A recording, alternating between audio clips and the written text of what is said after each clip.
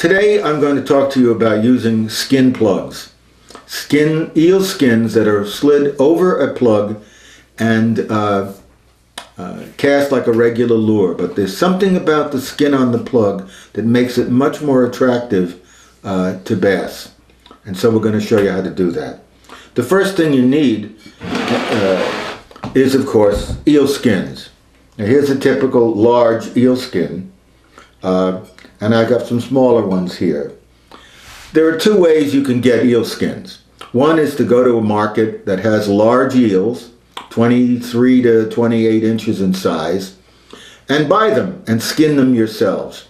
We're going to do a little video in the next couple of months showing you how to skin the eels yourself.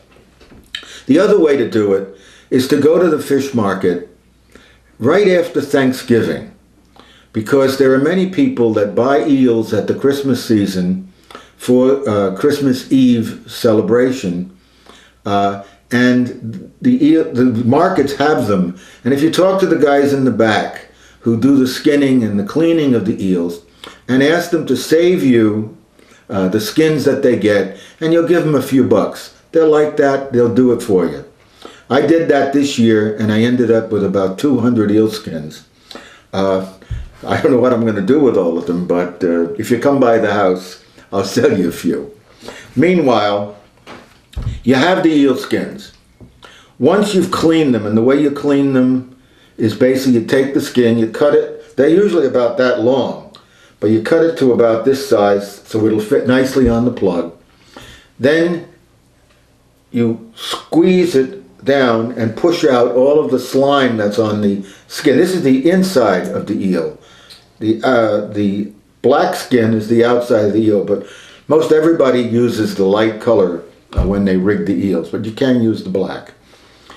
Once I have them cleaned, I store about 2 dozen in a jar with kosher salt and water, and I keep it in the refrigerator. Some people just keep it in their garage, and I guess that works, but I like to keep it in the refrigerator. The salt will toughen the skins up after a couple of weeks in that solution. The rest of the eel skins, my other 200 eel skins, I have frozen in deli containers in water. I put the eel skins in, I fill it up with water so that the water covers the skins, and then I freeze them. That's so that they don't get freezer burn. So that's the way you would store them for future use.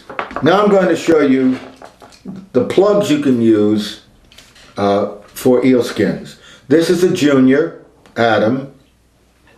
This is an Adam 40. This is a Danny plug. All excellent. This is a needle fish. There's many kinds of needles. This one happens to be made by Beachmaster, and he's got a groove cut in the front for attaching the skin. This is a Conrad. This goes deep. Excellent for using inlets and on jetties. This is a big one. This is a Cowboy. Very fat, good for eel skins like this that are big. You can also use them on the Super Strike needlefish, particularly if you load it. If you put some extra weight in this, will cast like a bullet, and you'll get good action with the skin off the back of it.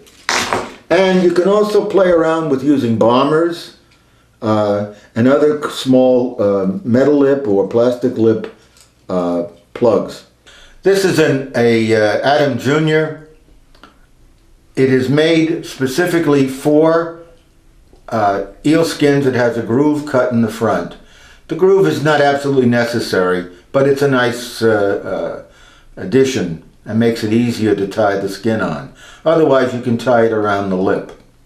The other thing I'd like you to notice is I use the tie wraps around the hook hanger in the back of the plug. This is so when the eel skin is attached, it can't flop over and foul up on the back of the plug or on the hook. If that happens, then you're reeling in a lure that's just not functioning. It hasn't got the wiggle.